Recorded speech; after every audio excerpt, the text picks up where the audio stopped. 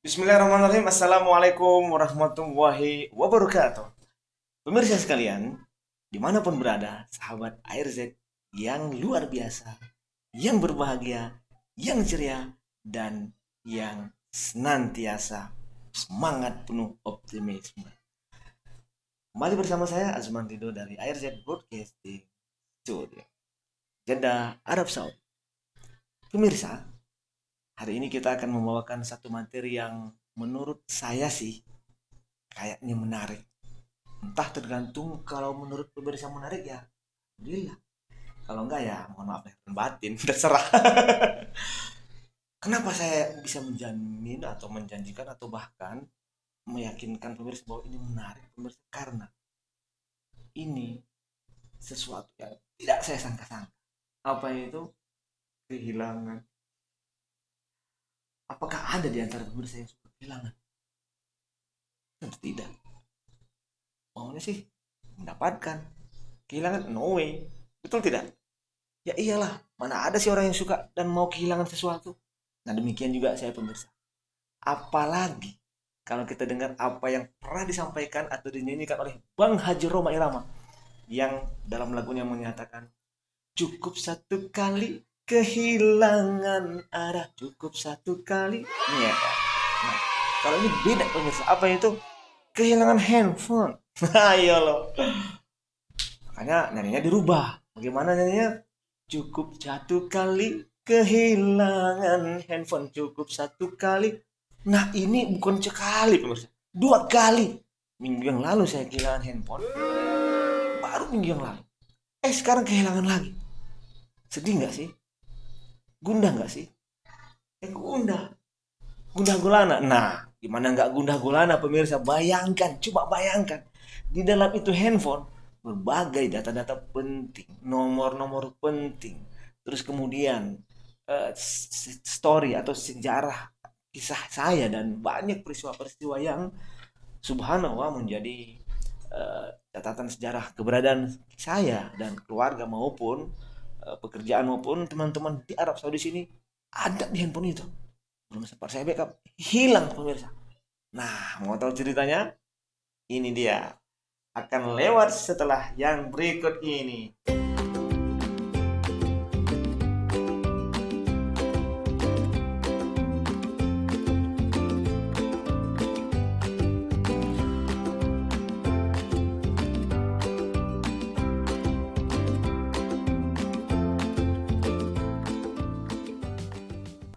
Baiklah pemirsa sekalian, ceritanya begini. Hari Jumat tadi, saat selesai sholat, saya pulang ke rumah. Sampai di rumah, loh, handphone mana? Handphone satu lagi ada, yang satu lagi ini nah. Tidak ada pemirsa, hilang. Oh my god. Saya cari di mana-mana, tidak ketemu. Terus saya ingat, jangan-jangan di mobil. Saya kembali ke mobil, dicari, enggak ketemu.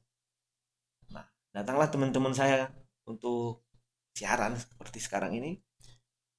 Ternyata saya coba untuk nyari, enggak ketemu. Terus saya ingat saya itu di mobil kalau nggak salah. Saya ajak teman ke mobil, cari lagi putar-putar, enggak ketemu pemirsa. Subhanallah, disitulah pemirsa. Saya mulai merasa gelisah, resah, tegang, dan mulai sedikit merasa benar-benar kehilangan sesuatu dan berpikir tentang apa sih hikmah di balik kehilangan ini. Ternyata pemirsa, kebetulan nih teman kita ada yang jago IT yang tahu tentang bagaimana menemukan barang hilang. Ntar barangnya apa dulu? Maksudnya handphone hilang. Nah, makanya materi kali ini akan kita beri judul apa itu? Kiat menemukan handphone hilang.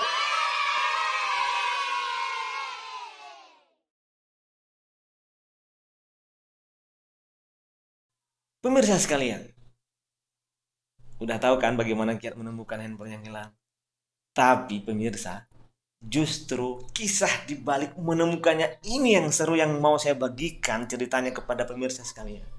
Jadi begini, teman saya Mas Slamet yang luar biasa punya keahlian di bidang IT, fotografi, editing, broadcasting, dan berbagai hal tentang peralatan teknologi terkini untuk studio dan eh, video maupun internet dan lain sebagainya, tiba-tiba bilang, nih teman, apa alamat emailnya? Saya kasih. Terus kita coba lacak dari sistem sinyal. Nah, ceritanya nih pemirsa, wow, ketemu. Wah, saya udah mulai seneng nih. Pas dilacak, itu handphone ternyata dari sinyal yang muncul di handphonenya dia terdeteksi ada di daerah sekitar rumah makan Rindu Alam. Tentu orang yang atau kita semua yang tinggal di daerah Jeddah yang tahu Syarafia dan tahu eh, rumah makan Rindu Alam dan tahu tentang apa namanya Bagal Singaparna tentu tidak asing dengan tempat tersebut yang kita yakini tidak jauh dari tempat saya tinggal sekarang ini. Nggak lama kemudian pemirsa, Mas Slamet bilang, nah ini bergerak nih. Wah, kelihatannya bergerak ke satu tempat yang berbeda yang agak sedikit berada di depan rumah makan tersebut yang disinyalir sebagai apartemen. Nah, apartemen ya udah kita nyangka itu tempat orang Bangladesh, orang Pakistan, orang India ya mirip-mirip kayak mereka lah. Nah, udah. Terus kita lacak nih. Ternyata bergerak. Wah, mana pemirsa? Ke arah mendekati tempat saya tinggal pemirsa sekalian. Nah, akhirnya kita memunculkan kepala kita nongolin kepala dari jendela dan kita lihat keluar. Nah, dilihat dilacak ternyata bergerak di sekitar sebelah jalan sana, jalan Khalid bin Walid yang kurang lebih tidak jauh dari sebelum rumah sakit Al Abir di mana saya tinggal saya sekarang di Syarafiyah tentunya di jalan Afan yang seberang-seberangan dengan jalan Khalid bin Walid. Nah, saya udah mulai seneng nih. Wah, ini jangan-jangan ini orang mau datangin rumah saya. Mau ngembaliin. Karena dia juga siapa tahu ahli IT dan tahu bahwa dari deteksi dia ternyata ini yang punya handphone rumahnya di sekitar rumah saya. Nah, kita optimis nih cerita. Nah, akhirnya tiba-tiba saya putuskan pemirsa. Hei teman-teman, kita turun, kita samperin itu orang. Dan saya sudah punya skenario. Nah, kebetulan karena mereka jalan duluan, saya ke toilet dulu nih. Biasa kalau saya ke toilet, biasa suka ada inspirasi. Inspirasinya apa? Saya tiba-tiba berpikir, wah, nanti nih kita bawa mobil, kita kejar itu orang. Nah, namanya sinyal tret, mendekat, mendekat. Nah, pada saat kira-kira dia sudah berada dalam radar kita dan kita bisa mendekati dia, dan kita yakin bahwa dialah orangnya, kita akan turun, kita samperin dan keburu dan kita akan bilang ke orang tersebut, Pak, mohon maaf, Bapak tertangkap karena Bapak telah memegang handphone saya. Mana buktinya? Nah, ini sinyal. Itu rencana saya pemirsa. Yang ada dalam pemikiran saya. Nah, kalau dia berkelit, kita akan telepon polisi. Kebetulan saya punya teman polisi. Kita telepon supaya polisi mendekat untuk memastikan bahwa itu handphone bisa kembali ke tangan saya. Nah, itu yang ada dalam pemikiran saya pemirsa. Ternyata pada saat saya ke bawah lah, teman-teman kemana nih? Karena saya tahu saya menuju ke sana pakai mobil teman saya, bukan pakai mobil saya nih ceritanya. Ya udah, kita duluan, saya cari. Lah, itu orang mobilnya kemana ya? Terus orangnya kemana ya? Kok malah menuju mobil saya? Saya nyamperin mereka. Wah, ternyata ada yang berbeda pemirsa. Apa itu? Ini sinyalnya kok ke arah mobilnya Pak Asman. Wah, jangan-jangan di mobil Pak Asman nih. Nah, udah deh. Akhirnya udah. Panas di situ, Bro. Kalau kita buka di sana, kata temen Mas Tawib ini, pindahin mobilnya ke tempat yang lebih dingin. Nah, udah. Akhirnya saya bawa mobil, pindahin ke tempat yang lebih dingin. Nah, ternyata pemirsa, Mas Selamat dengan kejanggihan ilmu dan yang pengetahuan yang dia miliki tentang bagaimana menemukan handphone, dia melakukan sesuatu apa itu?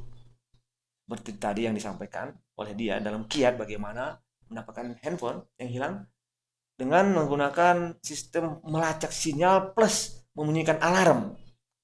Betul tidak? Nah, tadi ingat ya yang tadi disampaikan, itulah pokoknya intinya. Subhanallah pemirsa. Pemirsa tahu apa yang terjadi kemudian? Ternyata Mas Slamet masuk ke dalam mobil di bagian depan di sekitar sopir. tempat duduk supir berada, dan dia membunyikan handphonenya ini, dan ternyata handphone saya berbunyi pemirsa. Handphone saya diambil oleh Pak Selamat, dan ternyata ketemunya di mana? Ada yang tahu? Ya, ternyata ketemunya di bawah, di dalam, di balik karpet mobil. Aduh, saya seneng banget pemirsa. Handphone saya ketemu lagi. Oh my god. Yes. Gimana rasanya sih? Tadi tegang, tadi panik, tadi heboh, tiba-tiba ketemu. Alhamdulillah, aduh, saya mengucapkan terima kasih Mas Selamat, subhanallah, ya Allah. Ini berkat teknologi.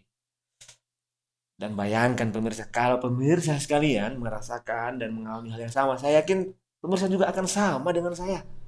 Ya, pada saat kehilangan, sedang dalam proses pencarian, pasti dong galau dewa dewi. Ya, pada saat sudah menemukan, senang dong. Yang namanya menemukan sesuatu yang hilang. Ya iyalah, rasa gitulah menemukan yang hilang, yang dicintai. Apa itu? Handphone. Ini bukan soal cinta mencintai pemirsa. Ini bukan masalah data.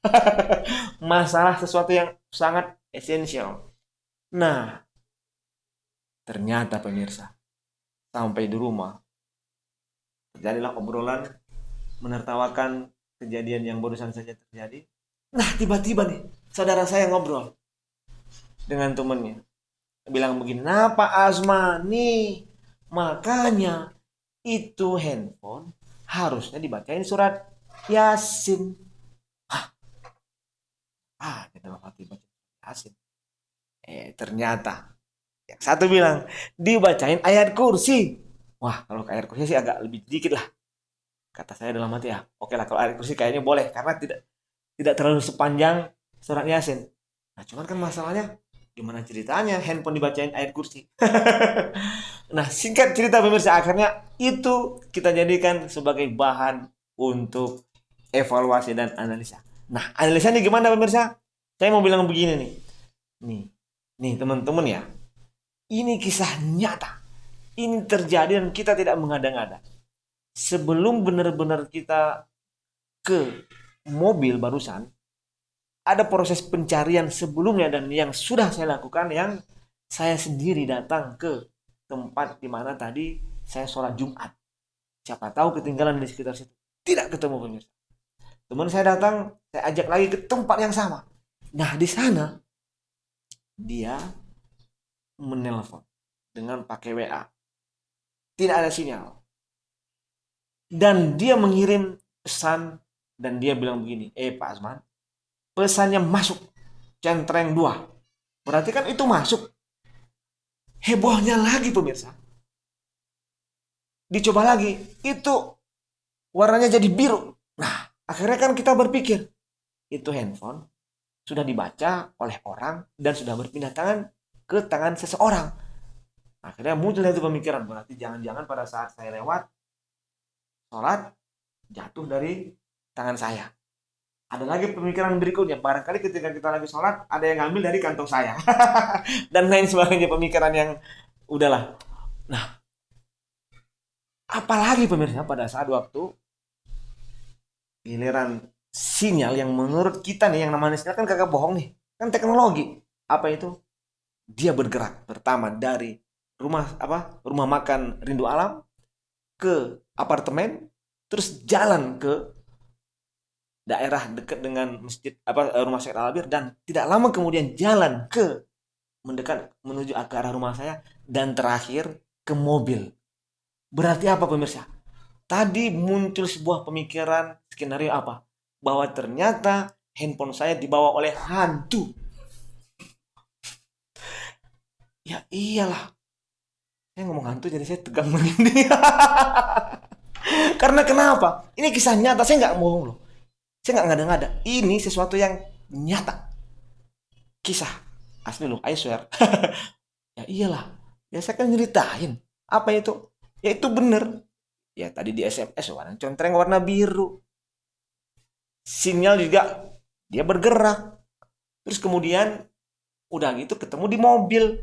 Tapi kan kalau kita berpikir rasional, ngapain pula hantu dibawa-bawa ke masalah yang seperti ini? hantu disalah-salahin, emangnya ada hantu. Tapi pemirsa, yang hebohnya pada saat saya bilang hantu, tiba-tiba anak saya ada di samping saya. Hah, Abi, hantu. Hah, hantu apa? Saya bilang hantu belau. Hah, tiba-tiba dia bilang hantu belau. Hei, hantu belau. Lari.